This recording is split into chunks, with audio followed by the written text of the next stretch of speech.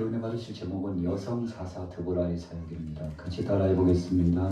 여성사역자 드보라를 쓰신 하나님. 오늘 본문에 등장하고 있는 드보라는 그 이름의 뜻이 꿀벌이라는 뜻입니다. 꿀벌 사사예요. 벌이라는 것이죠. 그의 남편은 누굽니까? 4절에 보니까 아비돗이라고 했습니다. 아비돗이라고 하는 이름의 뜻은 횃불, 등불이라는 뜻입니다. 아비돗도 하나님 앞에 적절한 때에 참 귀하게 쓰임을 받았지만 특별히 하나님께서 그의 아내였던 드보라를 쓰신 것은 하나님의 중대한 뜻이 계시고 하나님의 선하신 역사가 바로 이 땅 위에 있었습니다. 언제입니까? 사사시대입니다. 사사시대의 사람들의 마음의 생각은 자기 소견에 옳은 대로, 한마디로 말하면 자기 마음대로 행동하고 살아가는 사람들이 많았다는 것을 말씀합니다.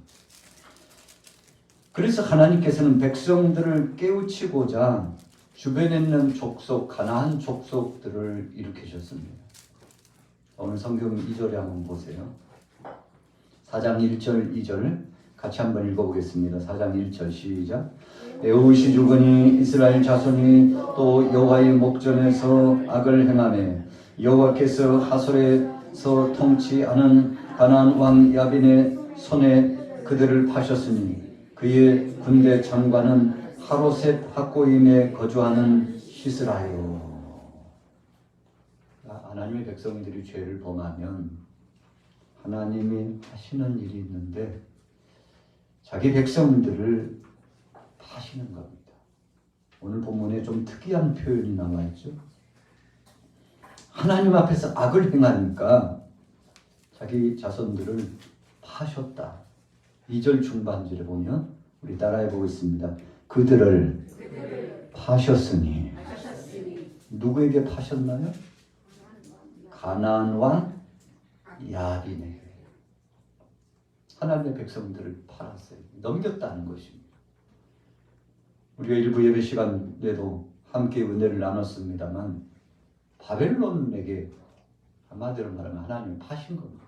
넘겨준 거예요. 얼마나 거세게 몰아쳐와서 빼앗아가고 죽이고 욕보이고 참 고통스러웠습니다. 심지어는 왕이 눈이 빼임을 당하고 자손들은 다 노예로 팔려가고 땅은 초토화가 되고 이방인들이 들어와가지고 예루살렘 성전을 파괴하고 성을 파괴하고 한마디로 말하면 쑥대밭이 된 겁니다. 하나님께서 가만히 넘기셨어요. 죄값 때문에 그렇습니다. 오늘 1절 후미에 보세요. 자, 거기 보세요. 이스라엘 자손이 또 그랬어요. 우리가 사사기 말씀을 보다 보면 또 이런 말씀이 많이 나와요. 이 반복적인 죄를 지. 그래도 에웃이 하나님 앞에서 깨어서 사명을 감당할 때는 그래도 하나님 앞에 돌아오는 듯 하다가 얼마 지나지 않아서 또 죄를 범하는 사사시대는 그래서 반복적인 죄악의 역사에 대해서 말씀하고 있는데 그래서 바로 이런 백성들을 우둔하다, 미련한 백성들이다 그런 표현을 씁니다만 왜 미련하고 우둔한 자가 되었습니까? 그 길로 가면 죽을 줄 알고 가는 거예요. 그렇게 살아가면 하나님의 심판이 임한다는 사실을 알고 있음에도 불구하고 또 죄를 범하는 거예요. 그래서 하나님께서 가나안 왕 야빈에게 맡겼습니다. 팔았어요. 파셨다는 표현은 그 권한을 그에게 넘기셨다는 것입니다. 하나님께서 다른 말로 표현하면 허락하셨다는 겁니다. 그래, 네가 그러나 그 생명, 그 백성들을 죽지 않을 만큼 좀 깨닫게 하고 어찌 보면 참 하나님께서 왜 그렇게까지 하셨을까 생각되는데요. 오늘 이 가나안 왕 야빈의 손에 그들을 파셨다고 하는 것은 참 마음 아픈 일입니다. 하박국 선지자가 이 백성들이 바벨론의 침탈함을 받고 고통당하는 것을 보고 하나님 앞에 항변했잖아요.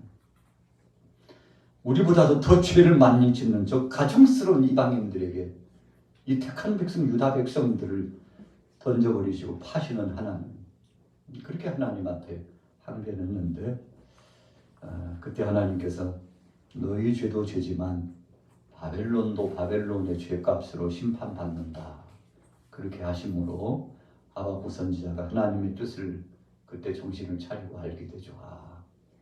죄값은 사망이구나, 우리가 죄악 중에 멸망함을 당하는구나, 정신을 차리고 하나님 앞에 돌아가야 되겠구나 하고 그가 자기의 마음을 돌이키게 되지 않습니까?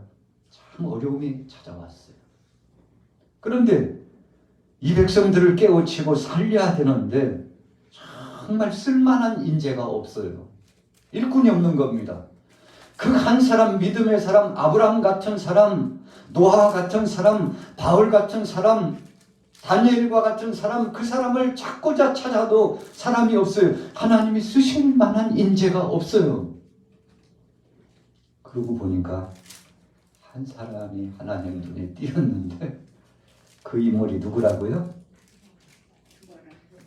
드보라였어요. 여러분, 제사장은 다 남성 중심으로 이렇게 세웠지만 선지자는 여성 선지자들도 하나님이 세우셨습니다. 하나님이 정하신 뜻과 섭리가 그 속에 있었습니다. 자, 3절 보세요. 같이 읽어보겠습니다. 3절 말씀 시작.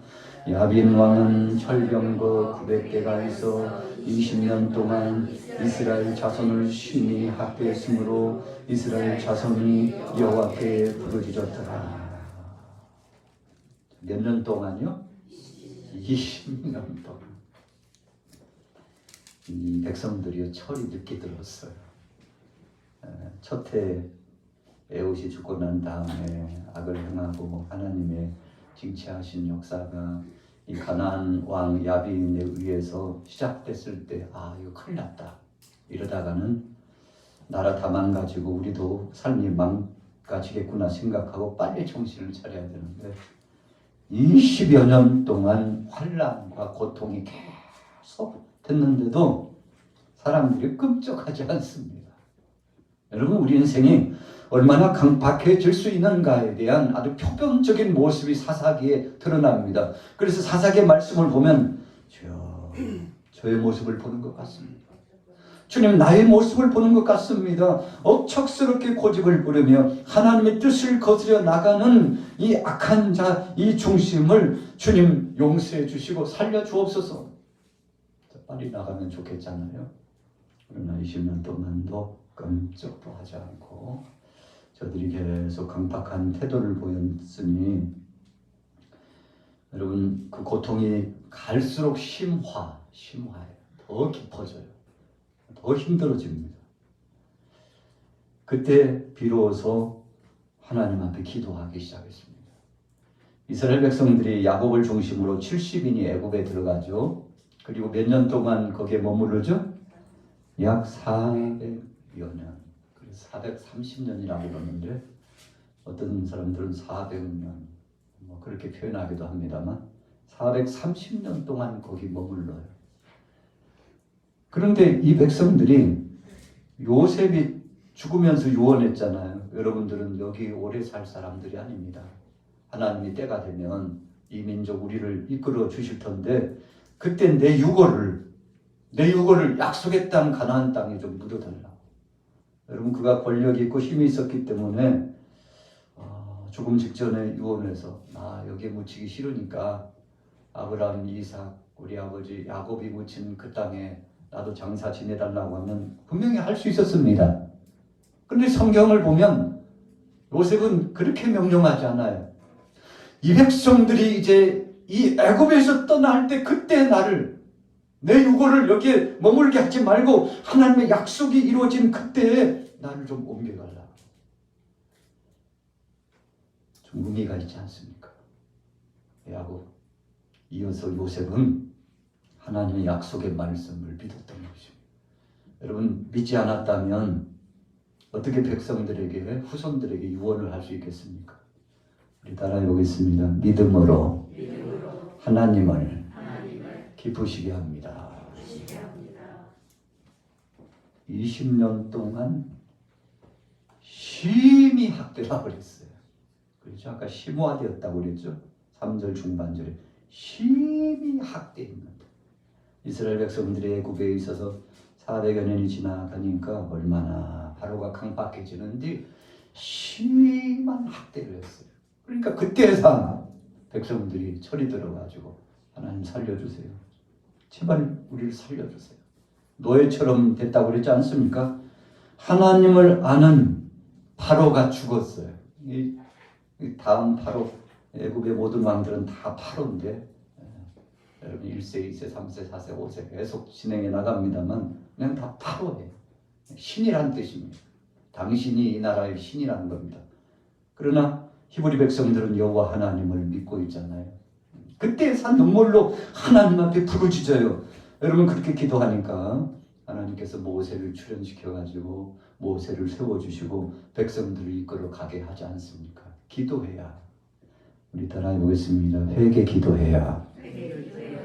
회개 기도해야 문제가 바뀝니다. 자, 문제가 싹 물러가고 상황이 그 어려웠던 심한 학대가 사라지고 회복의 역사가 나타나는데 하나님께서 보니까 참 쓸만한 사람이 많은 것 같은데 정말 쓰고자 하는 일꾼이 없어서 보니 드보라가 있어요. 꿀벌같이 귀한 사명을 감당할 여인아, 내가 너를 쓰겠다 하고 드보라를 불러서 쓰셨다는 것입니다. 그리고는 그에게 영역을 주셨어요. 지혜를 주셨어요. 솔로몬이 왕으로 등극한 다음에 맨 먼저 한 것이 1000번제를 하나님 앞에 올립니다. 젊은 청년의 때 하나님 앞에 왕으로 부름받았는데 자기가 자기를 봐도 한심해요. 어떻게 백성들을 재판하고 백성들을 다스려 나갈 것인가. 하나님 뜻대로 하나님 말씀대로 잘 다스려 나가야 될 텐데 자기가 자기를 봐도 한심하고 경험도 부족하고 지혜도 없고 지식도 없고 그래서 1000번제를 하나님 앞에 소나 양 1000마리를 잡아가지고 번제로 하나님 앞에 올려드리면서 하나님 앞에 제사하면서 자기 자신을 성찰하고 돌아보는데 꿈에 하나님이 임재하셨어요. 꿈에 하나님이 임재하셨어요. 솔로몬아, 예 하나님, 내가 너에게 뭘 해줬으면 좋겠나. 솔로몬이요, 뭘 원하는 게 아니었습니다. 그냥 하나님 앞에 예배한 거예요. 하나님 앞에 중심을 바친 겁니다. 하나님 부족하고 약합니다. 그러나 예배로 내 삶을 시작하고 예배로 왕정을 시작하기를 원하오니 하나님 이 예배를 받아달라고 예배만 잘했는데 하나님이 또 소원이 뭐냐. 근데 솔로몬이 하나님 저에게 지혜를 허락하옵소서. 그 지혜는 들을 수 있는 길을 허락하옵소서. 여러분 잘 들어야만이 우리 선지자, 왕, 제사장, 하나님의 귀한 사명자들은 잘 들어야만이 누구의 소리를요? 하나님의 음성을 잘 들어야 돼요. 그래야만 이 사명을 감당합니다. 저나 여러분들은 하나님의 음성 듣기 위해서 이 성경 말씀 속에서 하나님이 주신 특별 계신 말씀을 통해서 하나님의 음성을 듣잖아요. 어떤 사람들은 깊은 기도하다가 하나님께서 확증을 주심으로 역사하실 때가 있고 어떤 사람에게는 꿈을 통해서 환상을 통해서 역사하시기도 하지만 하나님의 말씀을 통해서 주로 우리에게 역사하시는데 솔로몬이 하나님의 소리 듣기를 원했어요. 하나님, 주의 음성 듣고 주님의 뜻을 잘 들어서 주님 뜻대로 잘 재판하는 지혜로운 왕이 되길 원합니다. 이렇게 기도한 겁니다. 자, 그럼 드보라는 어떻게 했을까요? 드보라의 사역의 범주를 한번 볼게요. 5절 한번 읽겠습니다. 5절, 6절 시작. 그는 에브라 납달리 게데스에서 불러다가 그에게 이르되 이스라엘의 하나님 여호와께서 이같이 명령하지 아니하셨느냐. 너는 납달리 자손과 스불론 자손 10,000명을 거느리고 다볼산으로 가라. 드보라가 솔로몬처럼 하나님의 음성을 듣는 영안이 열려졌습니다. 여러분, 그래서 성도가 타락하지 않으려면 주의 음성을 늘 들어야 됩니다. 목사님, 하나님이 어떻게 말씀하셔요? 이렇게 물으시면 좀 난감합니다. 여러분, 하나님의 음성을 들어야 된다는 것은 주님의 뜻을 잘 분별해야 된다는 것입니다. 드보라가 모여든 사람을 잘 재판했습니다. 어떻게 재판했나요? 여기에 하나님이 계신다면, 하나님이시라면 어떤 재판의 결정을 내리실까 생각하고 하나님 말씀 중심으로, 하나님이 허락하신 율법의 그 말씀 중심으로 철저하게 세분해서 판결을 내리는 겁니다. 백성들이 얼마나 흡족하고 감사하는지 몰라요. 여러분, 재판관이요, 자기 마음대로 혹은 뇌물을 받고 어우러진 길로 그냥 제멋대로 생각나는 대로 이권에 따라서 판결을 내리면 큰일 나죠. 그럼 나라가 어지러워집니다. 어수선해져요. 그래서 국가적인 정말 중대한 문제가 있을 때는 법관에게 맡기잖아요. 또 헌법재판소에 맡기잖아요. 여러분, 그래서 중대한 결정을 하게 합니다. 여기서는 이 사람이 옳다고 하고 저기서는 저 사람이 옳다고 하고, 그래서 검사가 제 몫을 청해가지고 그 제 몫을 법에 올립니다. 재판관이 보고서 좌로 비교하고 우로 비교하고 틀렸는지 맞았는지, 법률에 의해서 이게 죄가 되는지 안 되는지를 정확하게 그럼 그 조항에 따라서 판결을 내립니다. 그렇지 않으면 아수라장이 되죠. 야, 재판관에게 맡기면 뭐해? 법에 맡기면 뭐해? 경찰서에 맡기면 뭐해? 내 주먹이 법이다 하고 여러분 일어날 사람들이 많잖아요. 모든 국민들이, 대통령을 비롯하여서 모든 국민들이, 이 나라에도 왕부터 시작해서 모든 이들이 이 법 앞에서 순응을 하는데, 이 당시의 법은 하나님의 말씀의 법 앞에서 순응하고 순종하는 것입니다. 그래서 이 선지자 드보라가 하나님 말씀을 중심으로 해서 다 재판을 하는데 나라가 평화가 깃들었어요. 그런데 또 한 가지는 하나님의 음성이 들려왔어요. 야, 이제 때가 됐다. 드보라야, 내가 이 백성들을 살리고자 너를 세웠는데 너 말고 너의 동역자 바락을 세워가지고 함께 전장에 나가서 이제 가나안 족속들과 싸워라. 내가 승리하게 해주리라. 이런 음성을 듣고서 바락을 부릅니다. 그러면서 준 말씀이 6절 후미에요. 게데스에서 불러다가 그에게 이르되 이스라엘의 하나님 여호와께서 이같이 명령하지 아니하셨느냐. 우리 같이 따라해 보겠습니다. 하나님께서 가라사대 하나님이 말씀하셨다. 여러분, 드보라가 자기 생각 말하지 않았어요. 재판할 때도 하나님 말씀 중심으로 나라의 국정을 살피고 정말 위기감이 봉착되었는데, 민족을 살리기 위해서도 그 기초의 설정이 하나님 말씀으로, 하나님이 내게 말씀하셨는데 너와 함께 동역하고 너를 파송하라고 말씀하신다. 여러분, 그랬더니 바락이 드보라의 그 말에 순종합니다. 왜 순종했을까요? 왜 순종했죠? 왜 바락이 드보라의 말에 순종합니까? 할렐루야. 하나님의 말씀으로 명했기 때문에 순종하는 것. 하나님께서 여성이었지만 그를 사사로 세우시고 선지자적이고 어찌 보면 왕 같고 어찌 보면 정말 중대한 사역을 진행하는 하나님의 종으로서의 반열에 속한 그를 통해서 하나님께서 하시는 일. 여러분, 그래서 하나님께서 드보라를 사용하셔서 이스라엘 백성들을 회복하시고자 하는데, 그 드보라에 쓰시는 하나님의 영권 앞에 오늘 바락이 순종하고 나갑니다. 그 대신 오늘 바락이 소원하는 바가 하나 있었죠. 하나님께서 저들을 맡겨주신다면 좋습니다. 가겠는데요. 저 혼자는 못 가요. 드보라께서 사사께서 함께 동행해 주시기를 원합니다. 여러분, 그러니까 이 바락이 좀 지혜로웠던 것 같아요. 자기 중심적으로 모든 입지가 형성이 되고, 그래서 어찌 보면 자신이 교만해질 수 있는 상황이 되잖아요. 그래서 더불어서 함께 가기를 원했어요.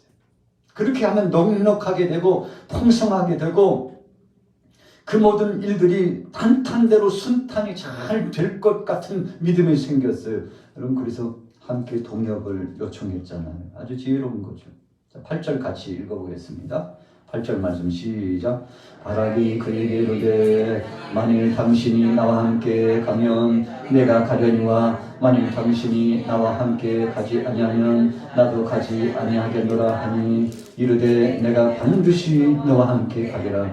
그러나 네가 이번에 가는 길에서는 영광을 얻지 못하리니 이는 여호와께서 시스라를 여인의 손에 하실 것임이라 하고 드보라가 일어나 바락과 함께 게데스로 가니라. 하나님께서 바락을 쓰셨는데 요즘으로 말하면 장군이에요. 장군감입니다. 군사들 이끌고 앞에서 통솔에 나가는 지도자입니다. 근데 드보라가 뜻하지 않는 예외적인 말을 선포합니다. 이번에는 네 공적으로 승리하는 것이 아니야. 그렇게 말씀합니다. 하나님이 예상치 못하게 한 여인을 또 쓰신다 그랬어요. 어찌 보면 드보라에 이어서 또 다른 한 여인이 등장하는데 누굽니까? 네? 21절 우리 같이 읽어보겠습니다. 시작. 그가 말뚝에 관자놀이에 박음에 말뚝이 꿰뚫고 땅에 박히니 그가 기절하여 죽으니라. 아멘.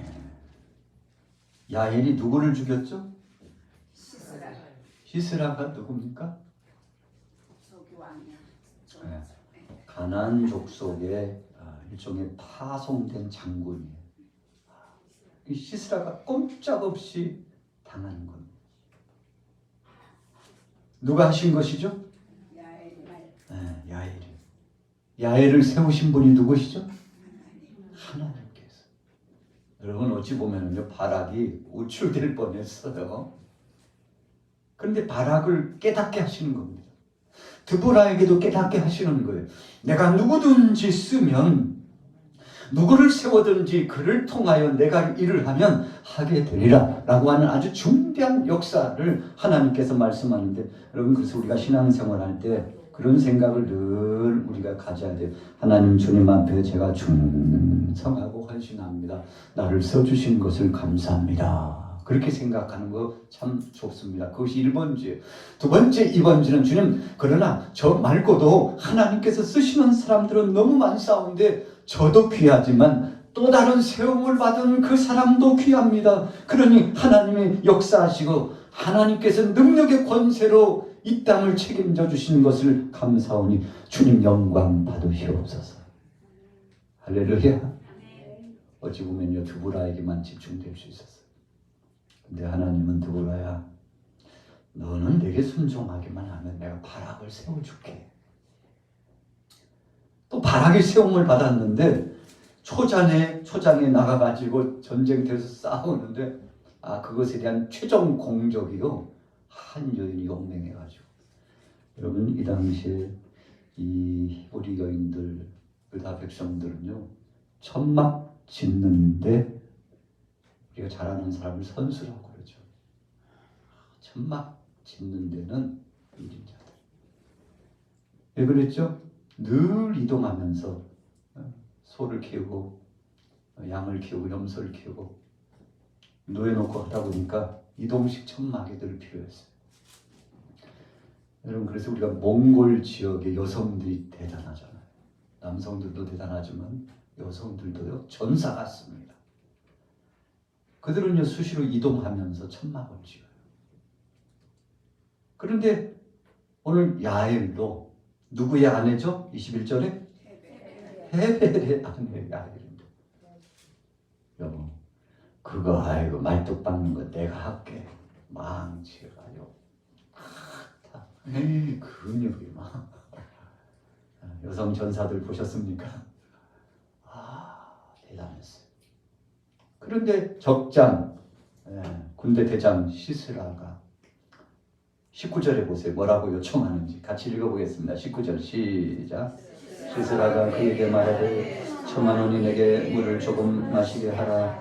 내가 목이 마르다 하매 우유 부대를 열어 그에게 마시게 하고 그를 덮으니 그가 또 이르되 장막문에 섰다가 만일 사람이 와서 내게 묻기를 여기 어떤 사람이 있느냐 하거든 너는 없다 하라 하고 그가 깊이 잠드니. 사실 야엘이 용맹하기는 했지만 시스라를 야엘의 집으로 이끄신 분이 누구예요? 하나님이 하신 겁니다. 근데 적장이 와서 꼴꼴 자는데 그냥 보낼 수 없어요. 하나님께서 그에게 감동하셨습니다.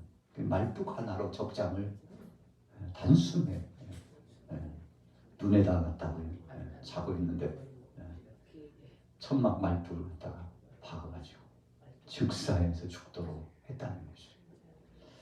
그래서 야엘이 용맹을 떨침으로 말미암아 적장이 죽었으니 여러분 전쟁은 끝난 거나 다름없죠.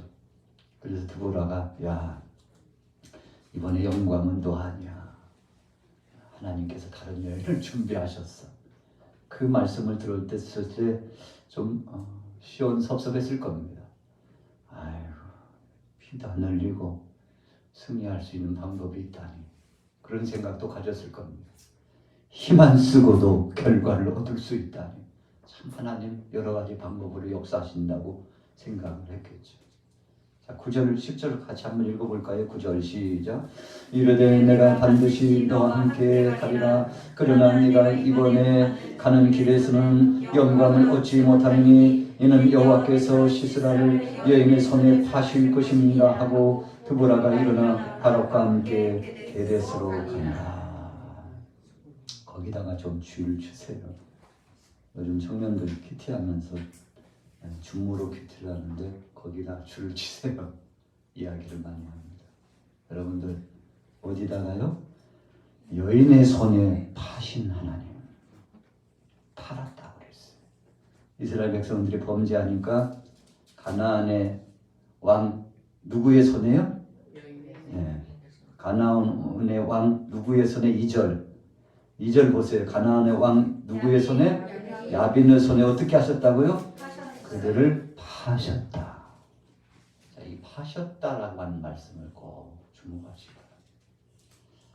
오늘 여러분들이요, 우리는 하나님 앞에 팔리는 자가 아니라 하나님 앞에서 쓰임받는 드보라와 같은 꿀벌 같은 귀한 사역자가 되시기를 축복합니다. 여러분 많은데요, 참 쓸 사람이 없다고 생각했는데 야엘을 쓰시잖아요. 하나님께서 바락을 쓰셨잖아요. 남성 여성 따지지 않고 묻지도 않고 정말 신실한 믿음만 가지면 그들을 하나님이 세워서 쓰셨는데 우리 양화교회 여러분들이 참 작은 수가 아닙니다. 바로 여러분들을 위해서 통해서 하나님께서 2023년도에 큰 역사를 우리 양화교회에 진행하시고 우리 대한민국에 진행하실 텐데 아이고 목사님 몇 해지도 않는데 뭐 이수 갖고 뭐 하겠어요. 우리는 그렇게 생각할 수 있지만 하나님이 보실 때 우리 같이 따라해 보겠습니다. 하나님이 보실 때 너무나 귀한 자들입니다. 자, 옆 사람에게 나눠봅시다. 당신은 귀한 사람입니다. 자, 여러분들 쓰임받는 자가 되기를 축복합니다.